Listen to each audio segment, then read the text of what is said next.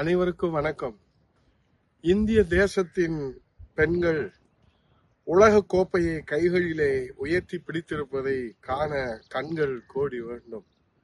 ஆம், கண்கொள்ளாத காண கிடைக்காத அந்த அற்புத சாதனை உலக சரித்திரத்திலே முத்திரை பதித்திருக்கின்ற அந்த மாபெரும் கொண்டாட்டம், உலக மகளிர் கிரிக்கெட்டிலே மகத்தான சாதனை, பாரத தேசத்திற்கு மகுடம் சூட்டிய நம் தேசத்தின் மகள்களை கொண்டாடி கொண்டிருக்கின்ற இந்த மகிழ்ச்சியான தருணத்திலே நம்முடைய தலையிலே இடி இறங்கியதை போல ஒரு பேர் அதிர்ச்சி.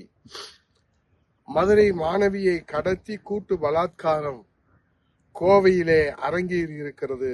போதை ஆசாமிகளினுடைய அட்டுழியம், அராஜகம்.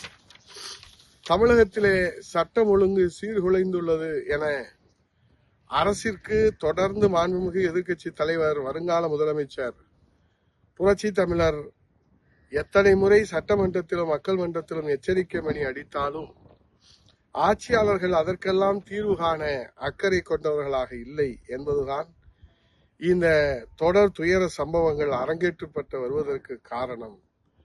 ஆம், இன்றைக்கு கோவையிலே காரில் அமர்ந்திருந்து பேசிக் கொண்டிருந்த மதுரையைச் சேர்ந்த கல்லூரி மாணவியை கத்தி முனையிலே கடத்தி போதை ஆசாமிகள் மூவர் கூட்டு பலாத்காரம், பாலியல் பலாத்காரம் செய்த சம்பவம் கடும் அதிர்ச்சியையும் கவலையும் ஏற்படுத்தி இருக்கிறது.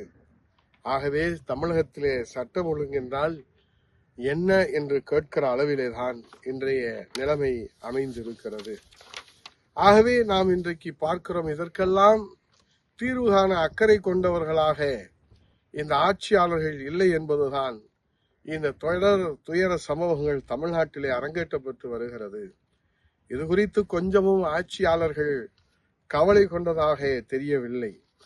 பெண் இனத்தை தெய்வத்திற்கு சமமாக இணையாக வணங்கும் தமிழர் பண்பாடு, ஆனால் ஆட்சியாளர்களின் அக்கறையின்மையால் இன்றைக்கு தமிழகம் தரணியிலே தலைகுனிந்து நிற்கிறதே. இந்த வேதனையான துயர சம்பவம் நம் நெஞ்சை பதபதைக்க வைக்கின்றது. இன்றைக்கு இந்த தொடர் துயர சம்பவங்கள் அரங்கேற்றப்பட்டு வருவதற்கு முடிவுரை எழுதிட புரட்சி தமிழர் எடப்பாடியார் தலைமையிலே மீண்டும் மக்களாட்சி மலரச் செய்திட உறுதியேற்று உடனே களத்திற்கு செல்வோம், வெற்றி வாகை சூடுவோம் என சூளுரைத்து, இந்த பாலியல் பலாத்கார சம்பவம் நம் கலாச்சார சீர்கேடு, பண்பாடு சீர்கேடு, நம் தமிழ் இனத்திற்கே தலைகுனிவு ஏற்பட்டிருக்கிறது.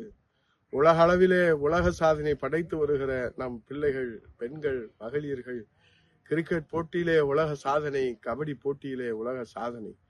ஆனால் இன்றைக்கு தாய் தமிழ்நாட்டை ஆண்டு கொண்டிருக்கிற இந்த ஆட்சியாளர்கள் பாலியல் பலாத்காரத்தை தடுக்க தவறியதிலே உலக சாதனை படைத்திருப்பது வேதனையின் உச்சம். இதற்கு முடிவுரை எழுதிட நாம் முடிவு எடுக்க வேண்டிய தருணம் இது என்று கூறி வணங்கி விடைபெறுகிறேன். நன்றி, வணக்கம்.